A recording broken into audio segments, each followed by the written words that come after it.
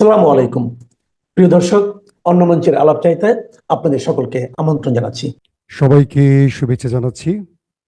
মাসুম মাহবুব, পৃথিবীর যেই প্রান্ত থেকে যারা দেখছেন সবাইকে শুভেচ্ছা, যারা পরবর্তী দেখবেন তাদের জন্য শুভেচ্ছা। যারা যেখান থেকে দেখছেন, আমি চট্টগ্রামের প্রোম্যাক্স কোন জায়গাটা ভাই? সাথিয়া থেকে দেখছেন, ওমান থেকে দেখছেন, ইন্ডিয়া থেকে দেখছেন, চুয়াডাঙ্গা থেকে দেখছেন, সিঙ্গাপুর থেকে দেখছেন, নওগাঁ থেকে দেখছেন, কামরাঙ্গী চর থেকে দেখছেন। সাউন্ড ক্লিয়ার আছে না? শ্যামনগর সাতক্ষীরা থেকে দেখছেন, কুড়িগ্রাম থেকে দেখছেন, গাজীপুর থেকে দেখছেন। ওকে, চলেন আমরা আজকে বেশ কিছু গুরুত্বপূর্ণ খবর দেই, কারণ আমি যদি কে কোত্থেকে দেখছেন বলা শুরু করি সারা রাত পার হয়ে যাবে।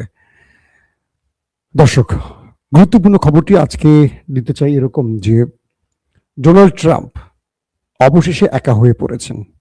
তার সামনে এখন অন্ধকার ছাড়া কিছু দেখা যাচ্ছে না। আজকে তিনি স্পষ্ট করে বলেছেন যে তার অনুমতি ছাড়া নেতা সাহেবের দেশটি ইরানের গ্যাস ফিল্ডে হামলা করেছে। আবার সেই দেশটি বলছে যে না, নেতানিয়াহুর দেশটি বলছে যে ট্রাম্পের অনুমতি নেওয়া হয়েছে। তাহলে সত্যটা বলছে কে? 2 নম্বর গুরুত্বপূর্ণ খবর, ইরানের নিউক্লিয়ার সাইডের বড় রকম হামলা হয়েছে। এখনো ইউরেনিয়াম ছড়িয়ে পড়েছে কিনা, রেডিয়েশন ছড়িয়ে পড়েছে কিনা, এটা নিয়ে আলোচনা চলছে। ইরানের পররাষ্ট্রমন্ত্রী আজকে খুব শক্ত স্টেটমেন্ট দিয়েছেন এবং রয়টার্সের বর্ণনা অনুযায়ী আমেরিকা যে ইরানের ভেতরে স্থল অভিযান শুরু করবে বা কমান্ডো নামাবে, তার ব্যাপারে ইরানের প্রতিক্রিয়া এসে গেছে ইতিমধ্যে। এবং ইরানের সাথে যে লড়াইটা চলছে, এই লড়াইটা আমেরিকা এবং ইরান দু দেশই বন্ধ করতে চাইলেও একটি দেশ কোনোভাবেই এই যুদ্ধ বন্ধ করতে চাইছে না। এটা স্বয়ং মার্কিন যুক্তরাষ্ট্রের গোয়েন্দা বাহিনীর বড় বড় কর্মকর্তারা বলতে শুরু করেছেন। দর্শক, আরো অনেকগুলো খবর থাকবে আজকের লাইভ সেশনে।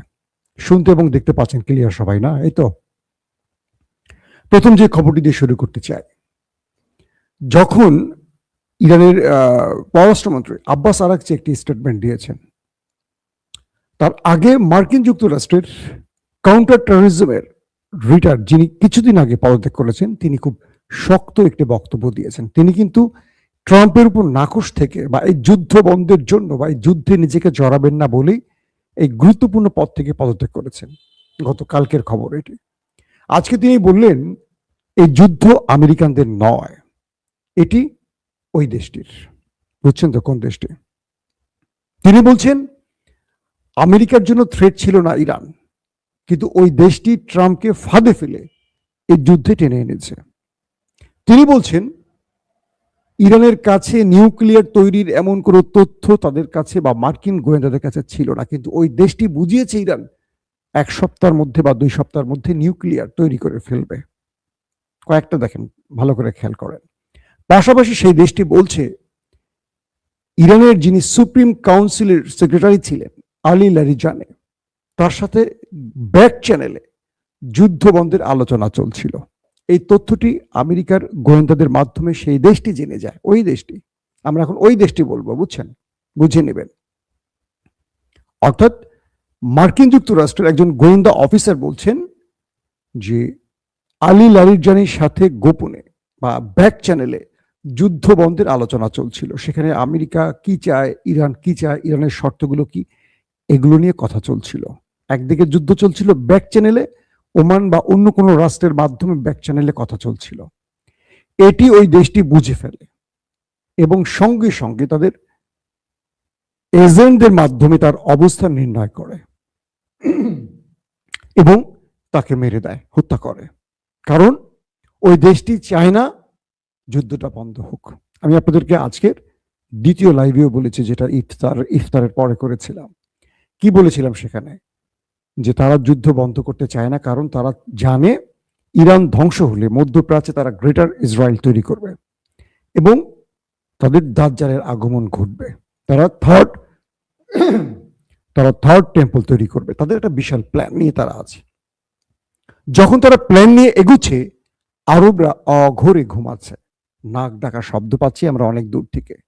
আরবের রাজা বাদশারা পেট্রোডলার কামিয়ে আরাম আয়েশ করছেন। একজনের 14টা 15টা করে বউ আছে, এগুলোর বাচ্চা পয়দা করছেন, খাচ্ছেন যাচ্ছেন, আর অবসরে তারা পৃথিবীর বিভিন্ন দেশে গিয়ে বিলাসিতা জীবন কাটাচ্ছেন, কিন্তু তারা গ্রেটার ইসরায়েল তৈরির স্বপ্নে কাজ করছে। আর তাদের সামনে প্রধান বাধা ইরান। মার্কিন গোয়েন্দা অফিসার বলছেন এই যুদ্ধ ওই দেশটি বন্ধ করতে চায় না, আর তাই যারাই আলোচনা করতে চায় বা যুদ্ধবিরতিতে নেপথ্যে কাজ করে তাদেরকে তারা কৌশলে মেরে দিচ্ছে। এই বক্তব্যটি ডোনাল্ড ট্রাম্পকে তিনি দিয়েছিলেন, কিন্তু ট্রাম্প কথায় কান দেন নেই। সেদিকে হাঁটছে এখন মার্কিন যুক্তরাষ্ট্র। তারা বুঝতে পারছে পুরো রাষ্ট্রের ভেতরে, আমি কালকে আপনাদের বলেছিলাম, ট্রাম্পের জনপ্রিয়তা 80% কমে গেছে। আগামী মধ্যবর্তী নির্বাচনে তিনি গোহারা হারবেন, সেই লক্ষণ টের পাওয়া যাচ্ছে। সিএনএন বলছে পৃথিবীর সবচেয়ে অপছন্দের দেশ হিসেবে ওই দুটো দেশ তালিকাভুক্ত হয়েছে। 1 নম্বর ওই দেশটি, 2 নম্বর ট্রাম্পের দেশটি। এই যে জরিপগুলো কারা দিচ্ছে? মার্কিন গণমাধ্যম, আমি আপনি দিচ্ছি না। ওকে, এটা বাংলাদেশের 71 টিভি দিচ্ছে না। যা বলবে সব মিথ্যা বলবে। সেটা 71 টিভি যা বলবে মিথ্যা বলবে। এটা কিন্তু হাসিনার আমলের কথা বলছি, এটা এই আমলের কথা বলছি না। এই আমলে আমার টিভি দেখা হয় না। হাসিনার আমলেও আমি দেখতাম না ভাই, কিছু মনে করে না। টিভি আমার একেবারে দেখা হয় না। 2 নম্বর বিষয়টি কি, আমেরিকা যখন কথা বলতে শুরু করেছে, ধারণা করা হচ্ছে ভেতর থেকে আরো অনেকেই কথা বলা শুরু করবে। আমেরিকার ডোনাল্ড ট্রাম্প বলেছেন যে তিনি জানতেন না নেতা সাহেবের দেশটি ইরানের গ্যাস ফিল্ডে হামলা করবে। যদি জানতেন তিনি অনুমতি দিতেন না। এই কথাটি কাকে বলেছেন? তিনি গালফ কান্ট্রিকে বলেছেন। কারণ আরবের দেশগুলো ট্রাম্পের উপর ব্যাপক চাপ তৈরি করেছে যে তুমি যুদ্ধের নাম করে আমাদের দেশের 12টা বাজাচ্ছ, তুমি ইরানে মারছো আর ইরান আমাদের মারছে। ফাইজলামি পাইছো? আমার তেল গ্যাস কারা নিচ্ছে? তুমি তো নিচ্ছ। পেট্রোডলার কামাই তুমি তো করছো, তাই না? তুমি তো বাণিজ্যিকভাবে লাভবান হচ্ছে সবচেয়ে বেশি। আমার দেশে ঘাঁটি গেড়ে আমার দেশের তেল বের করে এটা সেটা সবই তো তুমি আছো। তো তুমি আমার দেশের 12টা কেন বাঁচাচ্ছ? আর তুমি ওই দেশটাকে বাঁচাচ্ছ আর আমাকে মারছো, এটা তো হতে পারে না। ট্রাম্প গালফ কান্ট্রিকে বলল আমি জানতাম না। ওই দেশটি হঠাৎ করে আক্রমণ করে বসেছে। তবে তিনি বলছেন, ট্রাম্প বলছেন, এরপর যদি ইরান আর কোনো আরব দেশে বা গালফ কান্ট্রির জ্বালানি বা তেল ক্ষেত্রে হামলা করে, তাহলে আমেরিকা শক্ত প্রতিরোধ গড়বে বা শক্ত জবাব দেবে। কিন্তু আমেরিকা বলছে না যে আগে ইরানের গ্যাস ফিল্ডে কারা হামলা করেছে, ওই দেশটি। কিন্তু সেই দেশের ব্যাপারে আমেরিকা কিছু বলছে না। অর্থাৎ ইরানকে আক্রমণ করা বৈধ, কিন্তু ইরান জবাব দেওয়া অবৈধ। এটা হলো ডোনাল্ড ট্রাম্পের বক্তব্য। যখন ট্রাম্প অস্বীকার করছেন যে তিনি জানতেন না ওই দেশটি ইরানে আক্রমণ করেছে বা করবে, তখন ইসরায়েল বলছে আমরা ট্রাম্পের অনুমতি নিয়ে এই হামলা করেছি। এবার বুঝতে পারছেন খেলা কোন দিকে চলে গেছে। ট্রাম্পের কাপড়টা খুলে ছেড়ে দিয়েছে ওই দেশটি তোয়াক্কা করে না। মার্কিন একজন গুরুত্বপূর্ণ পলিটিশিয়ান বলছেন যে আগে ছিল আমেরিকা ফার্স্ট, এখন দেখছি ওই দেশটি ফার্স্ট। আমেরিকা বড় রকম ফাঁদে পড়ে গেছে ওই দেশটির। যুদ্ধ বন্ধ করে এখন বেরিয়ে আসতে হবে আমেরিকাকে। তো আমেরিকা বলছে যখন যে আমরা ইরানকে শক্ত জবাব দিব যদি আরেকটি হামলা হয় গালফ কান্ট্রিতে, তখন ইরান বলছে যদি আমার দেশে আর একটি হামলা হয় তাহলে আমি গালফ কান্ট্রি কিচ্ছু আর রাখবো না, সব ধুয়ে মুছে ক্লিয়ার করে ফেলবো। আব্বাস আরাকচি বলছেন। ও এদিকে ডোনাল্ড ট্রাম্প পেন্টাগনের জন্য, মানে তার যুদ্ধের এই পরিস্থিতির জন্য আরো $2 বিলিয়ন মার্কিন ডলার চেয়েছে। বুঝতে পারছেন, বিশাল অ্যামাউন্ট চেয়েছে যুদ্ধের জন্য। আব্বাস আরাকচি এই বিষয়ে একটি স্টেটমেন্ট দিয়েছে। তিনি বলছেন যে আমেরিকা মাত্র 2 সপ্তাহের যুদ্ধে যদি টাকা চাইতে হয় রাষ্ট্রের তহবিল থেকে, এই যুদ্ধ তো আরো লম্বা সময় চালাবে ইরান। আমেরিকা প্রস্তুত থাকো, তোমাকে ট্রিলিয়ন ডলার খরচ করতে হবে। তিনি বলছেন আমেরিকার জনগণ তোমরা তোমাদের ট্যাক্সের টাকাগুলো রেডি করো, আমেরিকাকে আরো ট্রিলিয়ন ডলার তোমাদের দিতে হবে, কারণ আসছে দিনগুলো আরো ভয়ঙ্কর আসবে। ট্রাম্পকে ইরানের পররাষ্ট্রমন্ত্রী আব্বাস আরাকচি কি জবাব দিল দেখছেন? দাবার চালের কোন দিক থেকে চাল কোন দিকে যায় আর কোন জায়গার বক্তব্য কোন জায়গায় গিয়ে ভেড়ে। ইরানের এই স্টেটমেন্ট আমেরিকাকে আবারও ধাক্কা দিয়েছে। বলছেন আব্বাস আরাকচি আমরা প্রস্তুত তোমার জন্য, মাত্র 2 দিনে তুমি রাষ্ট্রের কোষাগার থেকে টাকা চাও। এখানে আমেরিকার ক্ষতি হচ্ছে, ইরানের ক্ষতি হচ্ছে, কিন্তু লাভ নেই। কিন্তু লাভ হচ্ছে ওই দেশটির। কে বলছেন? আব্বাস আরাকচি, মার্কিন জনগণকে উদ্দেশ্য করে। দর্শক, ইসলামিক দেশগুলো বা আরব দেশগুলো তারা জরুরি মিটিং করেছে। মিটিং শেষে তারা ইরানের বিরুদ্ধে গেছে। তারা বলছেন ইরান আরব রাষ্ট্রগুলোর ভেতরে আবাসন, বিভিন্ন সিভিলিয়ানদের উপর হামলা করছে, এরকম অনেকগুলো অভিযোগ তুলেছেন। প্রশ্ন উঠছে সুন্দর একটি, তারা কিন্তু ইরানের উপর ক্ষোভ জানিয়েছেন ইরান হামলা করছে, তারা কিন্তু ইরানে যে হামলা হয়েছে তার জন্য ক্ষোভ জানাননি। 200 বাচ্চা যে নিহত হয়েছে তার জন্য ক্ষোভ জানাননি। সিভিলিয়ানদের যে হত্যা করছে এবং যুদ্ধ যারা চাপিয়ে দিয়েছেন তাদের বিরুদ্ধে একটি কথা আরবরা বলেনি। এই আরবদের দিয়ে কি হবে বলেন? যারা যুদ্ধটা চাপিয়ে দিল তাদের নিয়ে কোনো বক্তব্য নেই, কিন্তু যে মার খেয়ে প্রতিবাদ করছে বা আত্মরক্ষায় আঘাত করছে তার বিরুদ্ধে ক্ষোভ জানাচ্ছে। তবে এদের মধ্যে একটি দেশ ভিন্ন পাওয়া গেছে, তার নাম ওমান। ওমান আরবদের এই সুরে কথা বলেনি। ওমান বলছে আমেরিকা তার পররাষ্ট্রনীতি হারিয়ে ফেলেছে। আমেরিকা চলছে এখন অন্য একটি দেশের পররাষ্ট্রনীতির উপর। তার মানে বুঝতে পারছেন তো, খোলামেলা কথা, যে আমেরিকা যে পররাষ্ট্রনীতির ভিত্তির উপর দাঁড়িয়ে আছে এটা আমেরিকার নীতি নয়, এটা ওই দেশের। ওই দেশ এখন এই বৃহৎ আমেরিকাকে চালায়। একটা ছোট্ট দেশ বিশাল আমেরিকাকে এখন নিয়ন্ত্রণ করে।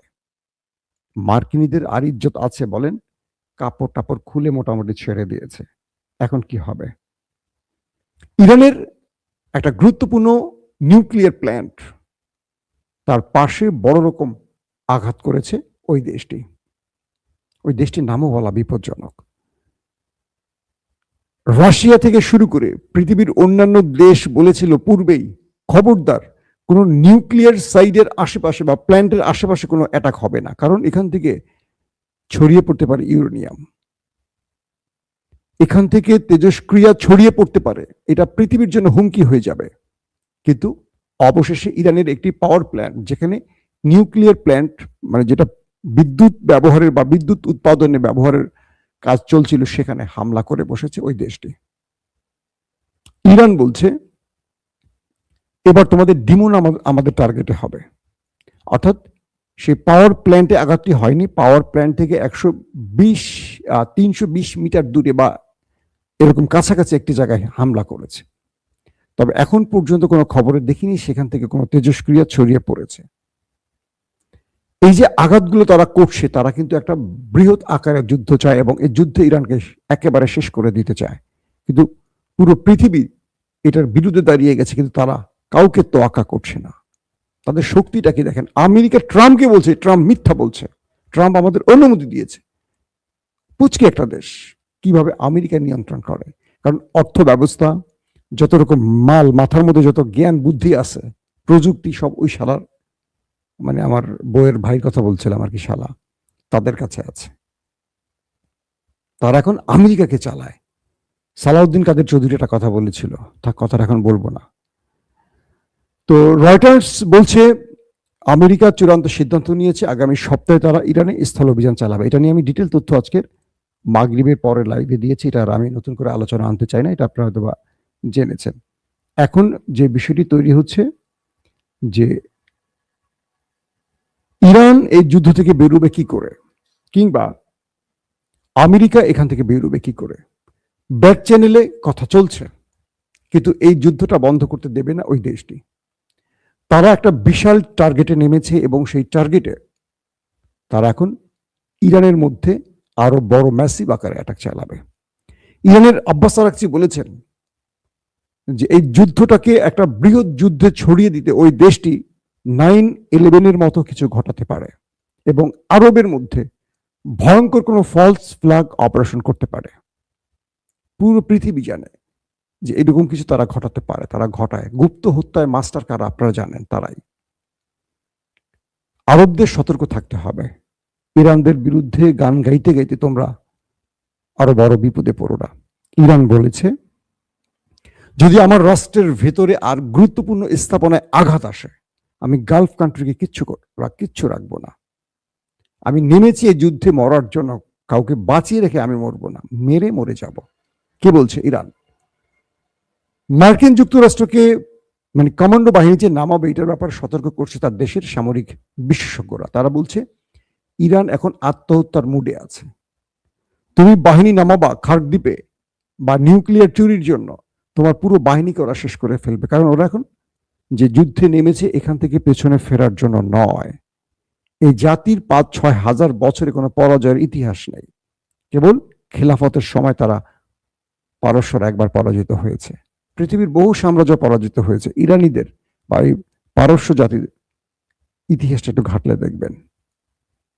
মার্কিন সামরিক বিশেষজ্ঞরা পেন্টাগনকে সতর্ক করছে, তোমরা কমান্ডো নামাবার আগে চিন্তা করো, কারণ ইরান প্রয়োজনে খার্কদ্বীপটাই ধ্বংস করে ফেলবে।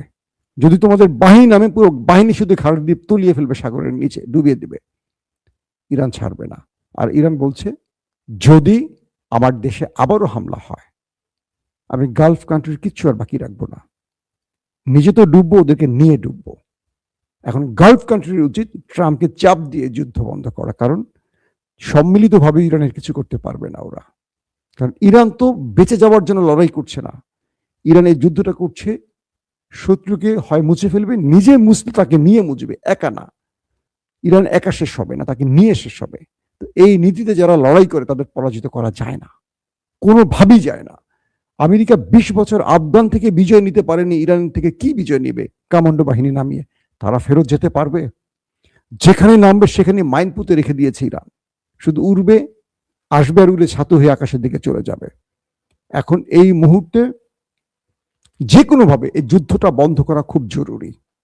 যদি এই যুদ্ধটা বন্ধ করতে না পারে, এটা অনেক বড় দিকে চলে যাবে। কারণ এরপর যদি ইরানের কোনো নিউক্লিয়ার সাইডই অ্যাটাক করে বসে ওই দেশটি, ইরান ডিমোনা উড়িয়ে ফেলবে, তাহলে মধ্যপ্রাচ্য, পুরো মধ্যপ্রাচ্য তেজস্ক্রিয়তা শেষ হয়ে যাবে। আর যেভাবে এগুচ্ছে, একজন একজনের গ্যাস ক্ষেত্রে, তেলের পয়েন্টে হামলা করছে, আগামী দিনে তেল গ্যাস থেকে পৃথিবী মুক্ত হয়ে যাবে। অর্থাৎ ইমাম মাহাদি আসার আগের যে সিমটমটি আমরা জানি, যে সে সময় পৃথিবীতে আর কোনো প্রযুক্তি থাকবে না। এই যে আপনারা আমার কথা শুনছেন, মোবাইল, ইন্টারনেট কিছু থাকবে না। মানুষ সেই আগের যুগে চলে যাবে, একদম আগের যুগে। সেই দিকটাই যাচ্ছে। দেখেন যেভাবে তেলের গ্যাস ফিল্ডে হামলা চলছে, তেল গ্যাস ছাড়া ইন্টারনেট ব্যবস্থা চলবে, মেশিনগুলো চলবে, কোনো সিস্টেম চলবে, টিভি চলবে, মোবাইল চলবে, বিদ্যুৎ ব্যবস্থা থাকবে, সব তো ভেঙে চুরমার হয়ে যাবে। তো এরা পৃথিবীকে ধ্বংস করে ফেলছে। এরা এদের নিজেদের স্বার্থে কামড়াকামড়ি করতে গিয়ে যুদ্ধ জয়ের জন্য তারা টার্গেট করছে কি এখন গ্যাস তেল ফিল্ডগুলোকে। এগুলো তারা তৈরি করছে না, আল্লাহ প্রদত্ত। এখন এগুলো ধ্বংস করে কেউ কোনো মানে লাভ ঘরে তুলতে পারবে? আজকে মধ্যপ্রাচ্যের তেল কি মধ্যপ্রাচ্য ভোগ করছে? পুরো পৃথিবী পাচ্ছে। ইরানের তেল পাচ্ছে না, রাশিয়ার তেল পাচ্ছে না, আজারবাইজানের তেল পাচ্ছে না? পাচ্ছে তো। তাহলে আমেরিকার তেল ক্ষেত্র আছে কিনা? বাংলাদেশের আছে তেল। আমরা ওই দেশ থেকে এনে আমরা আমাদের মেশিনগুলো চালাই, আমাদের শ্রমিক চলে, আমাদের কল কারখানা, শিল্পনগরী চলে। তো যেদিকে যুদ্ধ যাচ্ছে এটা খুব বিপজ্জনক দিকে মোড় নিচ্ছে। ট্রাম্পকে এখনই বুঝতে হবে তিনি ট্র্যাপে পড়ে গেছেন। তিনি চারদিক থেকে কোণঠাসা হয়ে গেছেন। আমেরিকার ভেতর থেকে তিনি সাপোর্ট পাচ্ছেন না, পাশাপাশি তিনি এখন মিথ্যাচার করে বাঁচতে পারছেন না। তার বিরুদ্ধে তার কাপড় খুলে দিচ্ছে তার বন্ধু নেতানিয়াহু। তার মানে আসছে দিনগুলো খুব বিপজ্জনক দিকে মোড় নিচ্ছে। ট্রাম্প যদি ভুলেও স্থল অভিযান শুরু করে, আমার বিশ্বাস এই কমান্ডোর আর ফেরত যেতে পারবে না। তখন ট্রাম্প বাধ্য হয়ে নিউক্লিয়ার অ্যাটাক চালাতে পারে ইরানে। আর ইরানও হয়তো বা নিউক্লিয়ার এতদিন রেডি করে ফেলেছে, তাদের উপর আক্রমণের সুযোগ বা কোনো পসিবিলিটি তৈরি হলে আক্রমণ হতে পারে ইরানে। দেখা যাবে তার 2-1 ঘন্টার মধ্যে বা 1-2 দিন আগেই তারা নিউক্লিয়ার টেস্ট করে বসতে পারে ইরান। ইরানের ভেতরে ভেতরে শোনা যাচ্ছে তারা এখন নিউক্লিয়ার তৈরিতে দ্রুত কাজ করছে। আমরা জানি না কোনটা সত্য কোনটা মিথ্যা, কি হবে কি হতে পারে। আবারও বলছি, আমরা এই যুদ্ধ চাই না, আমরা শান্তির পক্ষে। যুদ্ধ বন্ধ হোক, মানবতা রক্ষা পাক। আল্লাহ হাফেজ।